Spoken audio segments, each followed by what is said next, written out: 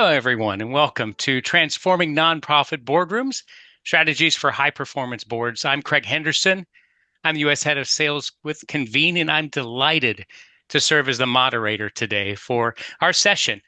Now, keeping up with fast-paced, constant demands of nonprofit and association needs, navigating your way can be a struggle. Now, in this webinar today, Hardy Smith will share insights from his book, including how to effectively use board member feedback, address performance challenges, and inspire consistent action. Now, a little housekeeping. We will keep this discussion to the hour that we have allotted, but we'll be doing polls throughout the process to engage the audience and also gain, well, a little insight into how you manage your boards and also the processes there. Now, please hang on. Later, we'll do Q&A. So if you could save your questions, and down below, you can enter in the Q&A session. And of course, stay tuned to the very end. We'll talk a little bit about Hardy and his book and how you can access that. And of course, there's a little bit of a surprise at the end for you, for those who stay behind in the webinar. Now, today, we'll be covering a handful of items, but the main topics and point for our discussion will be the evolving role of nonprofits and association boards, the impact of board demographics, the experience and skills on the organizational success, uh, board engagement and commitment, the strategies for enhancing board effectiveness, and lastly, we're going to have Hardy pull out his crystal ball and look at what the future holds. So I thank you all for joining today. Now, the discussion will be about sharing the insights and experiences on how to empower your nonprofit board to be more productive in the boardroom. Now, it is my pleasure to introduce a seasoned consultant, a writer, a speaker, a Sunshine State resident, Hardy Smith. Hardy, great to have you here. Thank you very much for taking time with us. Craig, thank you so very much. Absolutely. What a great lineup of topics Yes, sir. that we have scheduled. I'm looking forward to a very robust, beneficial, educational, and fun conversation, Yes, sir. all designed to help our friends in the nonprofit sector. So let's get it started. Absolutely. Anything I missed about you that our listeners, those attending, should know? I think you've done a great job Fantastic. covering. Of course, the webinar is supposed to be about the nonprofit audience. However, I could talk about myself the entire time, but we probably don't want to do that. No, probably not. So, and I promise I'll keep this brief about myself. As I said, I'm the U.S. head of sales with Convene. I've been in the space for quite a long time, over 10 years. And really, my goal is to help boards be more effective and efficient, at the end of the day, more productive. We do that through software, which we'll touch on today a little bit, but I really want this focus to be on Hardy and how he is impacting the organizations that he works with. Now, we have a lot to cover, as Hardy was saying. So, without any further ado, let's get started with our first topic, an effective board. Now, the landscape of nonprofit and association governance, it's constantly changing. And boards are no longer just passive overseers. They're becoming quite active partners in the ongoing organizational success. With that said, Hardy, share your thoughts on how the role of nonprofit and association boards has evolved in recent years, even post-pandemic. Well, I think boards have certainly evolved. And post pandemic, well, actually, prior to the pandemic, we could see changes starting to happen. But post pandemic, certainly. And what is happening is all generated by the pace of change. And I really enjoyed the introductory video, the evolving landscape that Convene is helping address. So boards are very much faced and by the evolving landscape. The nonprofits that they serve are very much faced by the evolving landscape, and it's happening at lightning speed. So boards are having to adapt to be able to cope with the challenges that are being presented. So, can you share your thoughts on the factors that have contributed to these changes and not only board responsibilities, but the expectations that nonprofit and associations have for them? Well, I think the it at one time, so many organizations, well, not all, but too many, saw boards as, well, they have to kind of tolerate them. They have to kind of put up with them. And well, if they could just get by without having those boards, that'd be great. But that's not the nature of Yeah. nonprofits. Boards have a very much have an integral role to play in that world, and should play. But now boards, I encourage organizations to consider their boards as high value assets. Mm. And if they're being considered as a high value asset, they're a part of creating a vision for the organization. They're a part of being strategic resources for the organization, much more than just rubber stamping minutes at a monthly meeting. So on the top of my paper, I wrote down the word rubber stamp. So that's exactly where I thought we could go with that discussion. I mean, many times for directors, it was just something that they had a responsibility just to come in and have lunch and have a meeting and approve and be on their way. Now that changes focus where would you say boards are doing a lot more work as opposed to committees or both in committees and in the board itself? Ideally, that's a great question, Craig. Ideally, organizations and boards would be making use of committees Yeah. because quite often boards, and it depends on the life cycle of the organization and kind of the particular roles that a particular board may have in serving their unique organization. So the time of the board to work collectively together may be somewhat limited, but you can go deeper and get more people involved, including non-board members, by the way, in committee work and go further. Yeah.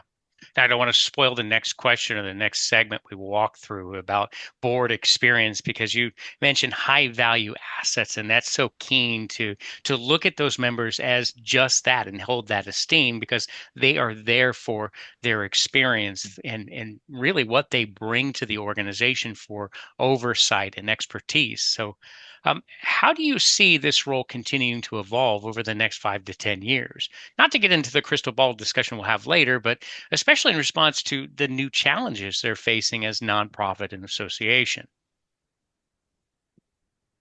What I would hope for is that non organizations in the nonprofit sector, both nonprofit, not for profit organizations and all associations as well, by the way, is that they recognize the value potential of their board.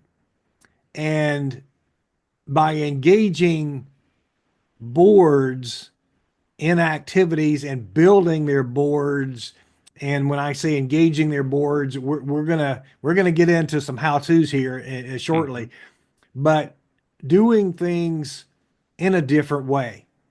Yeah. And one of the big challenges that nonprofit organizations, Craig, have faced is that as a sector, we just apparently insist on continuing to do the same things the same way Yeah. and expecting a different result. Yeah. Now, I didn't come up with that, but I No. know we've all heard it before, and we know what that's the definition of insanity, right? Right. Or that's the way it's framed.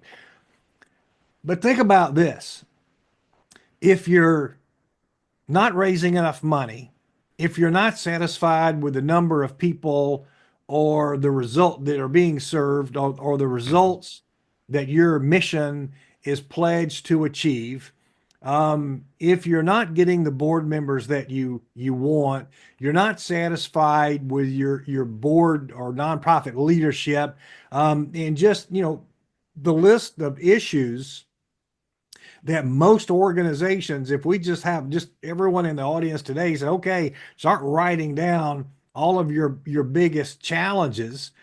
Well, and we have a poll that's running right now, so I urge everyone to weigh in on this. Hmm. But we're not approaching all this with a different mindset. Yeah. It's it wasn't working before the pandemic, as Yep. you alluded to before, and now during and post pandemic, all of these issues and challenges are just being compounded, and again at very rapid speed. So Yeah. organizations with, number one, facing increasing demand for services. Number two, not having enough resources, including the financial resources, to fulfill the mission to the point where they feel like they're being successful. Does it make sense? You've got to take a different approach. Doesn't that Mhm. make sense? Oh, it does. And my suggestion for taking a different approach is developing your board around what, again, what I call a high value asset. It's great. That old adage, if it ain't broke, don't fix it. We see so many times in directorships that, and it's a true reality that when you think about boards in general, you have a multi-generational swath of members there. And so you have old guard and new, and that I think is feeding to that progress or lack thereof, I should say. So, Well, and that is a great point. One of the ways that a board and an organization can get more benefit from a board is recognizing the advantages of board diversity. yeah. And when I'm saying diversity, I'm saying that is everything, every possible category of being diverse in thought, mind, word, actions, experiences, everything. So if you're locked in to groupthink, if all of your board members look alike, talk alike, quack alike, they're all the same kind of duck, right? Right. So and there that group think, you're gonna be locked in to thinking of the what you're familiar with. So your solutions to challenges faced by the organization you're serving are all going to be based on your experiences.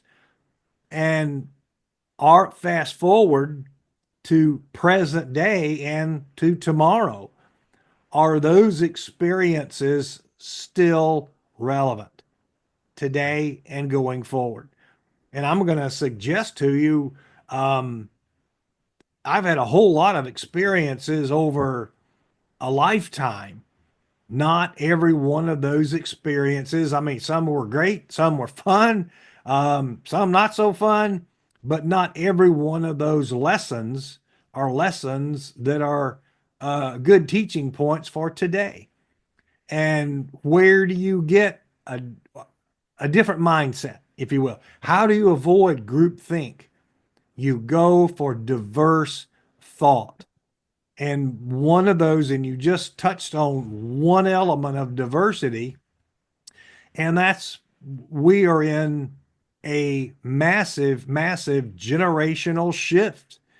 So at one time, just a few years ago, probably most boards of most nonprofit organizations, local, state, national, international, probably were in close to the same generational cohort.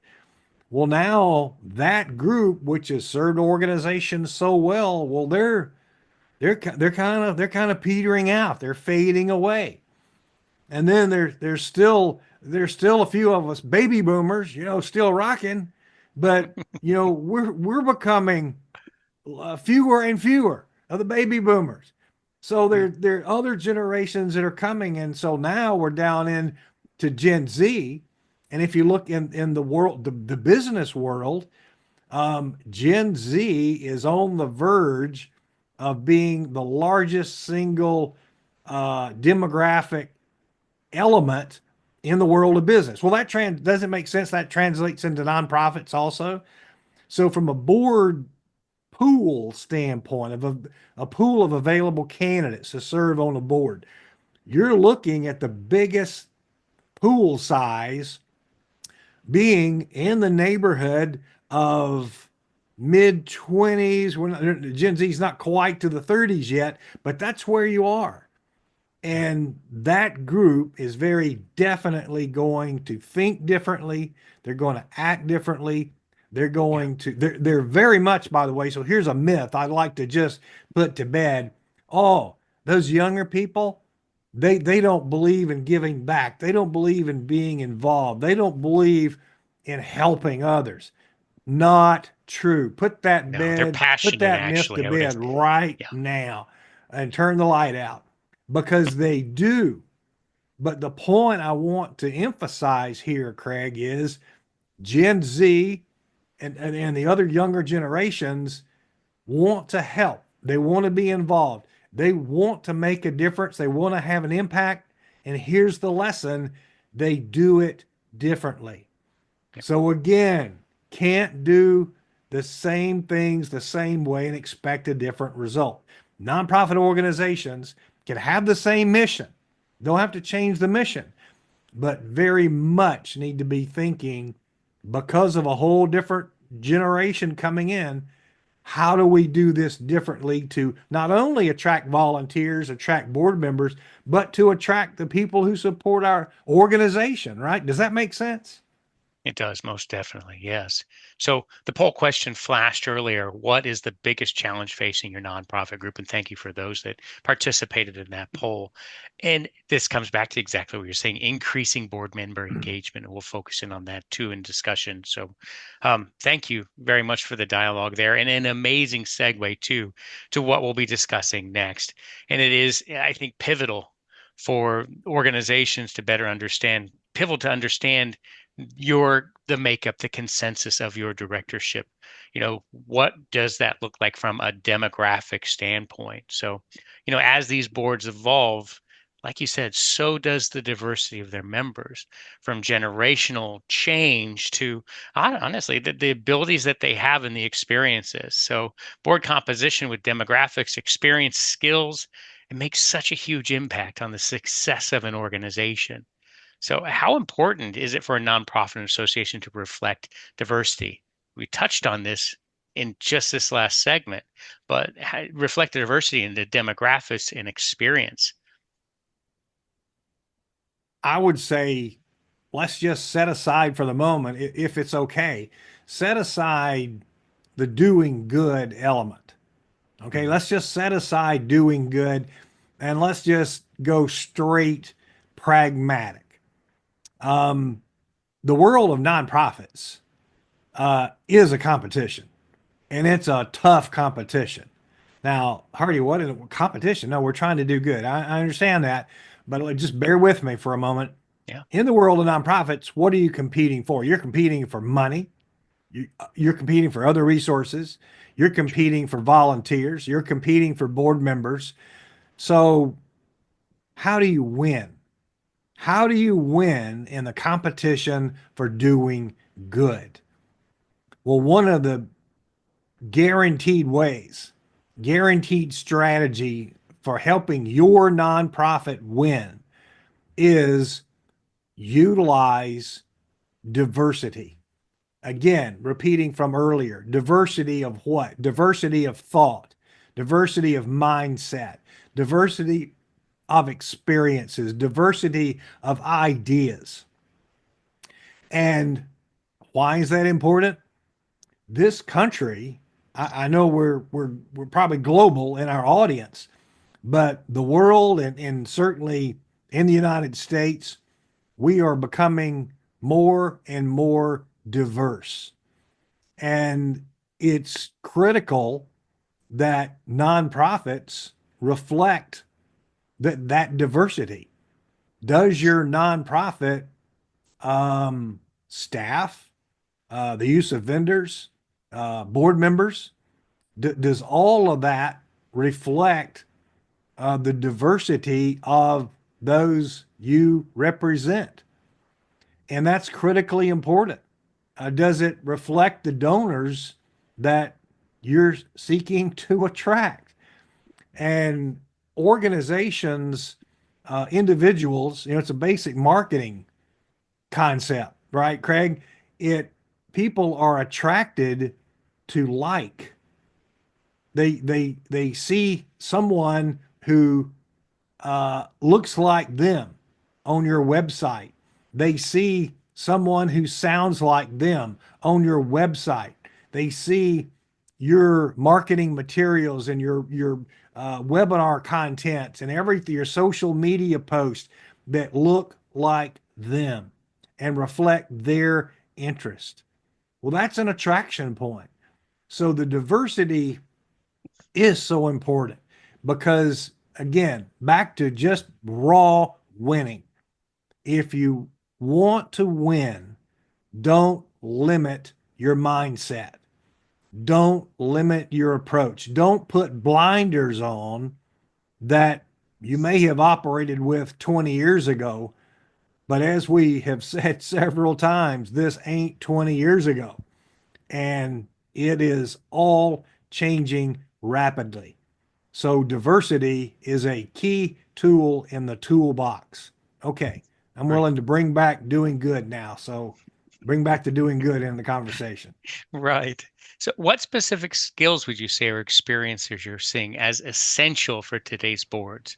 And ideally, how does this impact ability to fulfill the duties effectively? Well, one of my favorite answers is it depends. Yeah. So let me explain. Um, what what does your specific organization need? And I would encourage those in our audience, you should be making some notes here.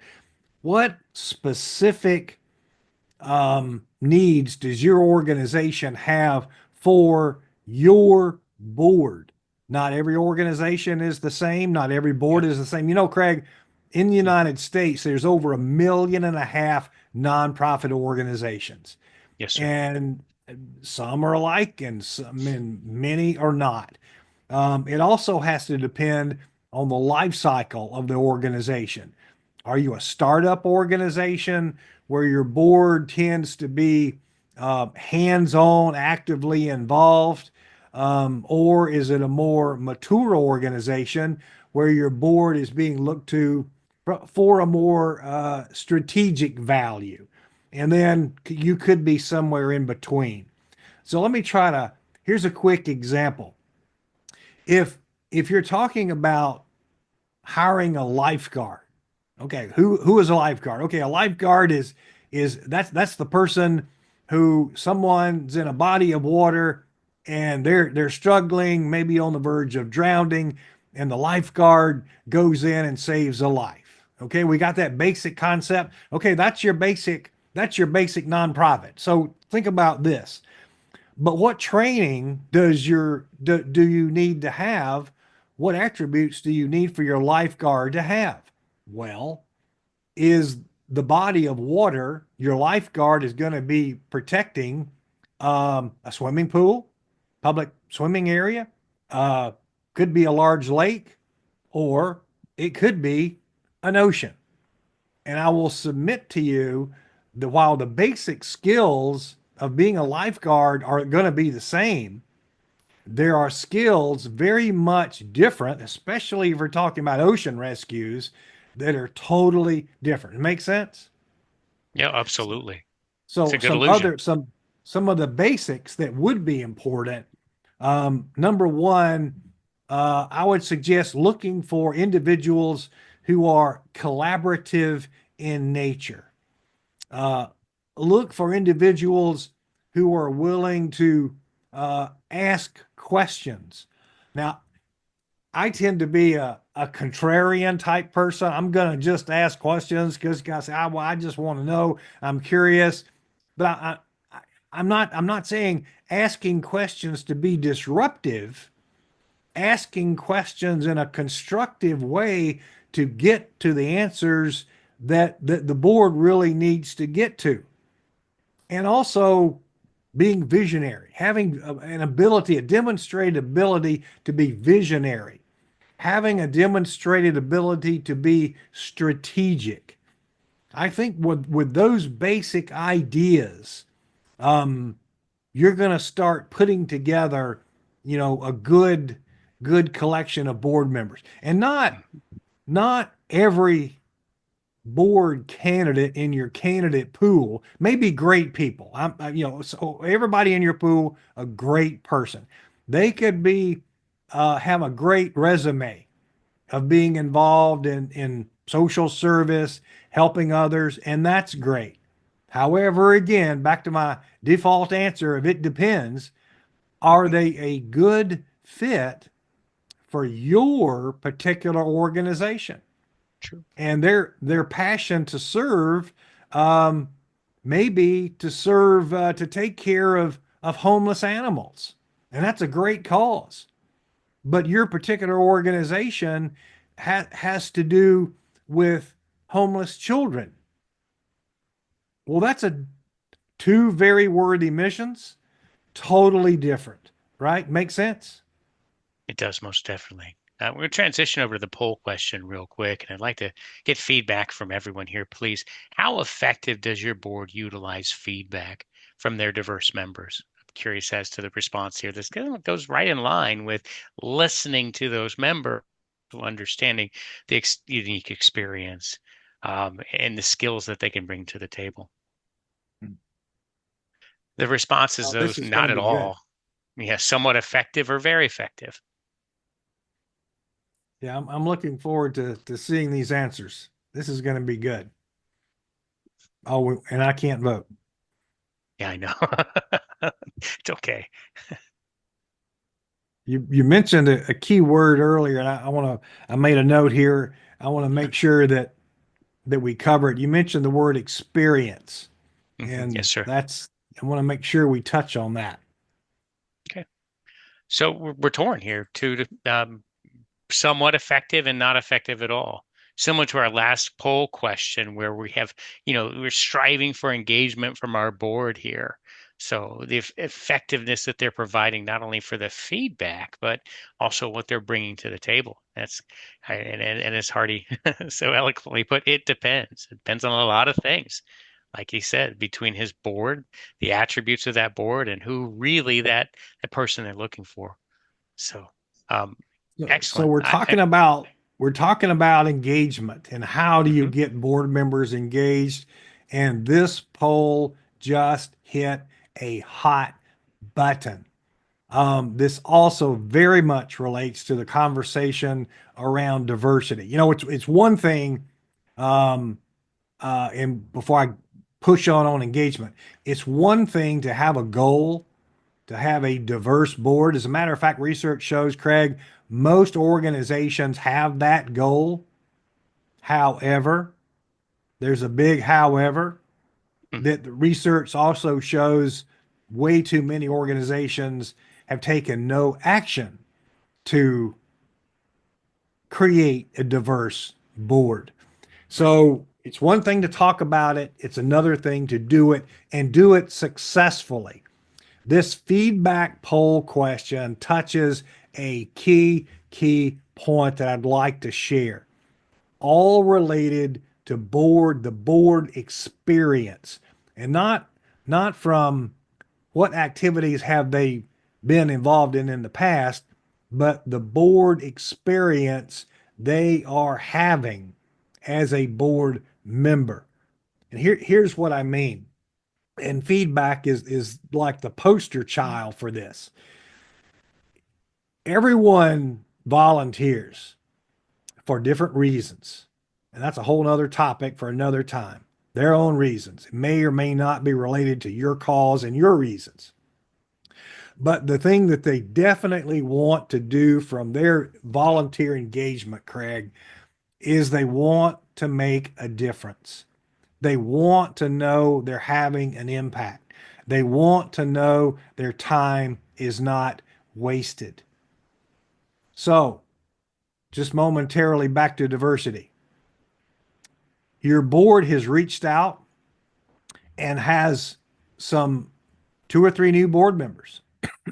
And as a result of uh, an effort to recruit underrepresented populations. So we're making some progress here. Okay, we're making some progress. We've got two to three new board members that are reflecting a different look in the boardroom. And then that's it. Right. Uh, when when their hands are raised, when they ask questions, they're not acknowledged. When they have ideas, they're not listened to. Their ideas aren't being welcomed. They're not being involved in committees. They're not asked to take on leadership roles. In essence, they've checked their presence in the boardroom checks a box. Yes. Did we have some greater diversity? Yes, we did. Check the box. And that's it. So the person wanting to make a difference, how do you think they feel? The person wanting to have an impact, the wanting to make sure that time is not wasted, how do you think they feel? Of course. So being willing to listen to feedback, listen to ideas, answer questions. That's why I say this utilizing feedback is such a hot button of mine. And you've pushed it. So now we're into it. So the board experience, the experience your board members are having, you've got to consider that if you want a fully engaged board. And how can you make their time matter? How can you make meetings matter? How can you, as a board leader, board chair, and not everyone has to be the chair to be a leader, right? But how can you make sure everyone is being involved? That meetings aren't being dominated by one or two individuals. And all of those get into some skill sets and things I know we'll be getting into in a moment. But the board experience is so critical. Creating a positive board experience is so critical, Craig, for getting that engagement that you want. And by the way, Craig, how can you find out if I'm having a positive board experience? How would you know that? You have to ask. You have to Oh poll. my You gosh, have to really? You have communicate to and actually collaborate ask with them. me? Yes, Yes, sir. high five to you, Craig. You were on top of it. You're like brilliant. So there you go, virtual high five. So that's exactly it. You've got Yes. to ask. Now, I'm going to suggest, not in a full board meeting. Hey, Hardy, in the board meeting, in front of all your peers, what do you think about everything? We're ignoring you, and how do you feel about that? I'm thinking that's not exactly the right approach. Right. So, one on one conversation, communication, one on one, Yeah. after the meeting, before the meeting, some other time, meet for coffee, meet for a meal, have a social time together.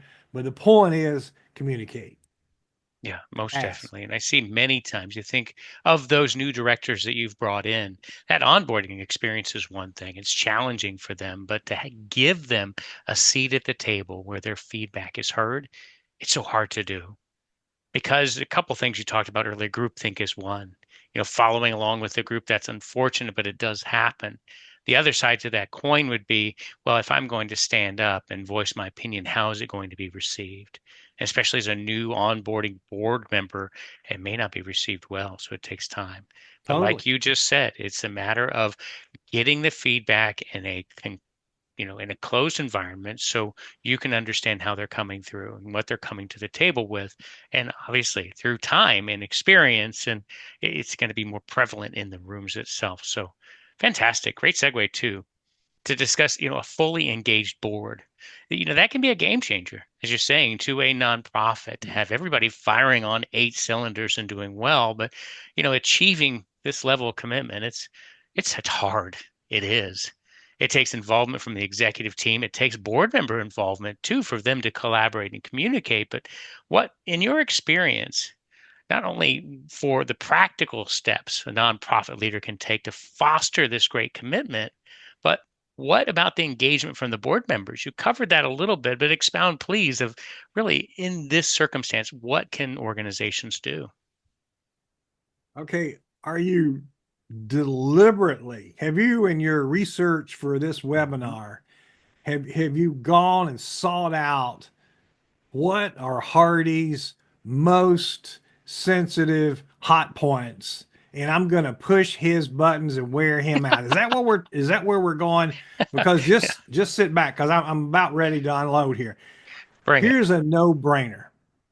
The world of nonprofits, and it's a whole nother topic for the next webinar, but in the world of nonprofits, we just insist on not, and listen to the phraseology, not benefiting from good planning.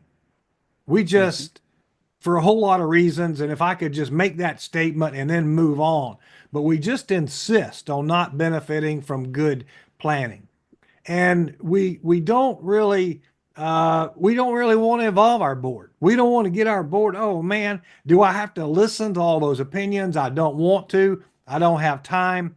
I'm the executive director. I'm the CEO. I can just, on maybe a Friday afternoon, I could just have a few of my beverages, take a few hours, and I could just knock out a strategic plan and then present it on Monday at the board meeting, right?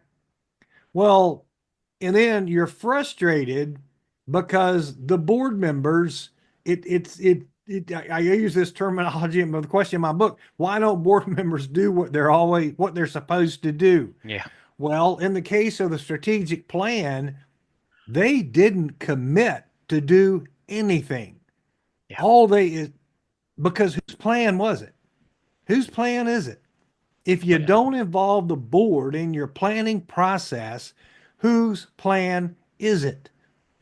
And so just saying Hardy is going to do this, Craig is going to do this, and you never had the conversations to ask us if we're willing to chair a particular activity, a fundraising activity, or membership drive, or the capital building fund. You don't ask us, you just tell us.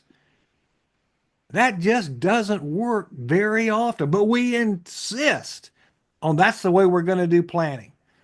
And then, so if you involve, I have a great friend of mine. It's a favorite quote I share in my book and all my presentations that Hardy, if they help bake the cake, they Mhm. own the cake. And that's from Chancellor Dr. Jack Hawkins of Troy University. Great friend. And if they help bake the cake, they own the cake. So if you want Let's, greater involvement, get your board involved in your strategic planning yeah. process. Now, Craig, I know you've never had a strategic planning process with your board that was ever productive. It was all a hot mess. You can't get people to participate. Well, I'm just going to success. You're just not good at setting up a planning process. Mhm. And I'm going to suggest you might need to get some professional help. And there's plenty of professional help that's out there that can Yeah. help you be successful. But just because something hasn't worked in the past, is that a reason to keep doing something that isn't working for you already? Oh, No, try something differently. So you get your board involved in the process, number one. And then if you have tasks that you want your board to support, you ask them, will you support this concept? You don't tell them, here's what it is and wonder why they don't yeah. do it. And then, where so many nonprofits, Craig, fall totally off the rails with planning, they have a plan, uh, except guess what? They don't include how the plan will be implemented. Let's see. I'm selling you a car, but no wheels. So does that make sense? Yeah. Well, we just insist on doing that. So have the implementation plan, and Mm. then you don't put your plan on the shelf until the next strategic planning retreat rolls around, whenever 12 months, 24 months, 36 months, whenever that is. My suggestion is you utilize the concept called real time planning and you incorporate, let's just say it's 12 months in a year, pretty much basic, right? And if you meet one time a month, okay, that's 12 meetings. And let's say you have four key priorities. Well, do the math. Divide your four key priorities into 12 monthly meetings. And all of a sudden, allow time, the way that math works out, allow time to talk about one of the strategic goals and strategies in real time. Are we making progress? Are we on track? Are we falling behind? What adjustments do we need to make? So, if this is making sense, the idea, Craig, this keeps the strategic plan that they have committed to support front and center. Yeah. So now, do you see where I'm going? Oh, I do. Now, by keeping the strategic plan front and center, the implementation, they see the change and the results happening in real time. What are they also getting the benefit from? They're getting the benefit from, Craig, of feeling like they're having an impact. They're making a difference. And it's following the plan they help develop. So my suggestion, number one, to create engagement is involve your board members in the strategic planning process, which is ongoing, not just once in a blue moon, a rare Yeah. occasion. Well said. I'm going to sum it up in three points. Skin in the game, first and foremost. They have to be involved. Then that plan is like eating an elephant. You do it a bite at a time. And then at the end of the day, they all see the impact and they see the results, which is amazing to see. Awesome. Poll question. I think this will be one Totally. of our last, but how satisfied are you with the level of communication and transparency with your board? Not satisfied somewhat or very? Oh man, this is just getting better and better as I we know. go.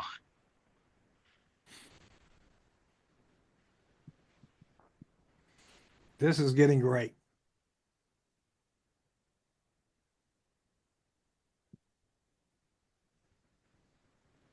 Phil, if we can have the output there. I'm curious as no, that's all right. So Awesome. not satisfied. Great. We got the right people in the room. I This is know. great. Hopefully we can affect some change with the discussion today. That's pretty I'm great. going to So guarantee it. I'm going to guarantee the yeah, change right here, right that's here. great. Your price of admission, guaranteed results. Okay. Money back So guarantee. Is there you Convene go. good with that? All right. Sure. Yes, most definitely. So, All board right. effectiveness. Here's the answer. Here's the answer. When you talk about relationships, and this is all relationships. So when you Hmm. talk about personal relationships, business relationships, what are the most important elements of a successful long-term relationship? What's number one? I get 100% Collaboration, communication. communication. Hmm. Communication without fail, 100% of the time, every time I ask an audience, it's communication. Now, my research to answer the question, why don't board members do what they're supposed to do? And the results of all that research is all in Stop the Nonprofit Board Blame Game, identifies from the board, and this is important, from the board member perspective.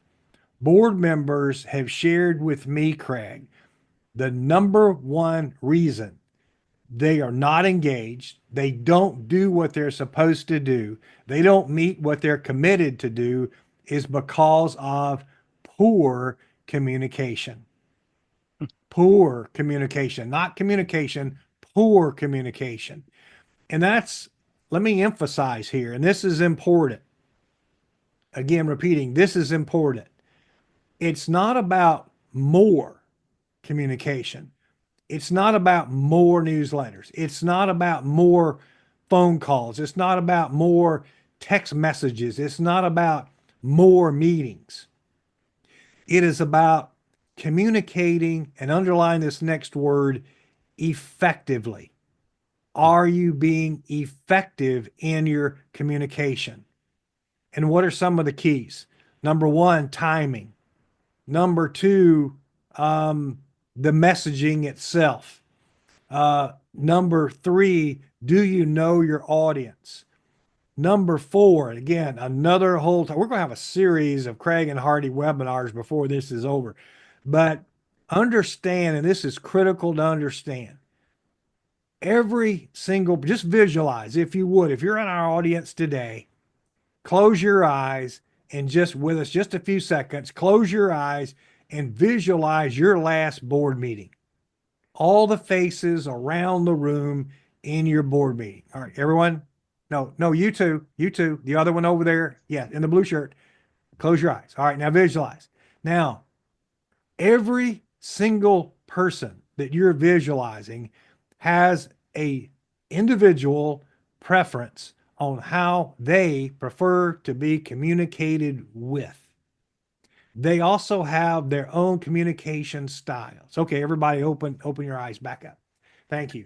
Um, you as a nonprofit professional have a communication style. So if you don't feel like your communication is being effective, may I, with a little tough love here, suggest you look in the mirror, and is it possible, while you would hope they change, is it likely they will change? Maybe not. Is it possible while you're looking in the mirror to reflect, do I need to change? And what do I mean by that? So if your communication style is somewhat you're very succinct. You speak in as much as in abbreviated style as possible. Day, night, black, white, yes, no. If you're following me here, and you don't really share details. That's your style. Well, you've got a board that that that you're not satisfied with communications with. It might be with your board members, you're not coming across in the way they want. Um, do you provide, is your communication style one that provides reams and reams of sheets of paper and computer spreadsheets and data and data and data unending?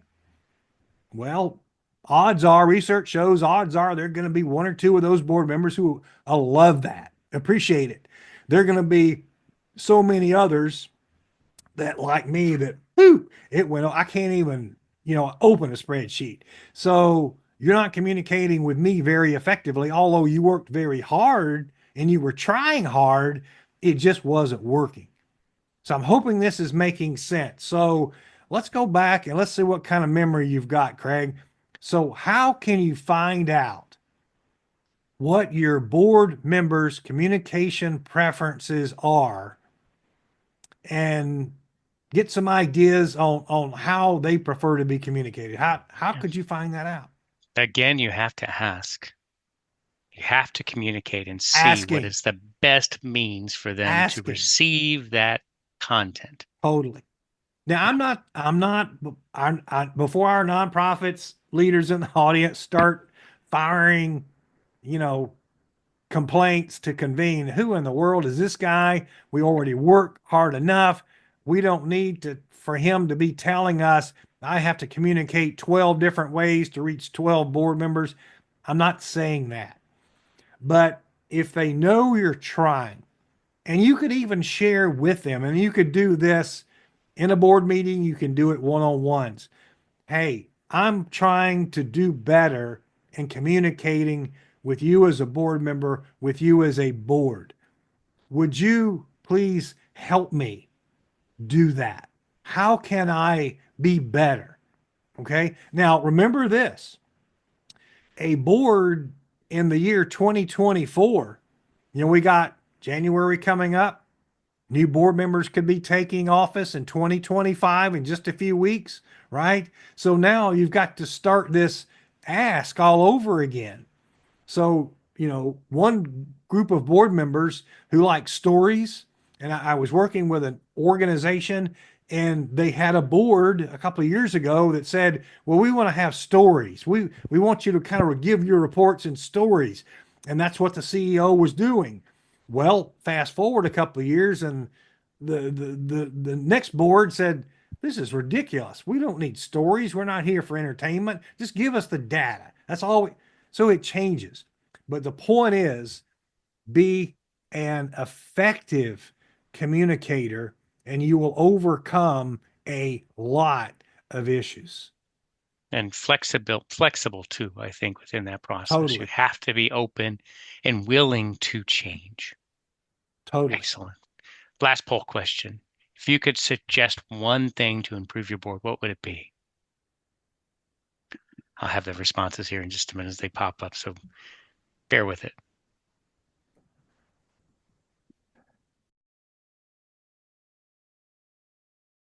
Transparency, data management, document security.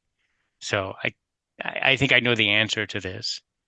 One thing from your board, and we've seen a progression here of, unfortunate lack of engagement. So I would say that the response to this one should be pretty quick.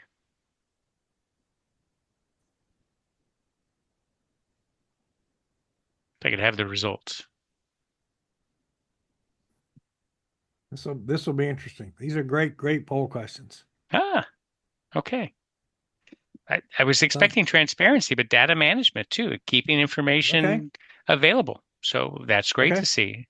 And Good. document security too. So that falls across the gamut. So um, yeah, now without doing an egregious product plug, but we can handle and fix a majority of these specifically utilizing a meeting management software solution. But anyway, Well, data management for organizations, especially going forward, again, time management concerns, creating efficiencies is a way to improve board productivity and engagement. Data management is so critical, and platforms like Convene provide that. yes, And sir. so, such a great, technology is just an amazing tool that's out there, and nonprofits and their boards should be looking to organizations like resources like Convene for what do they have to offer? Is it a good fit for your organization? Are they easy to work with?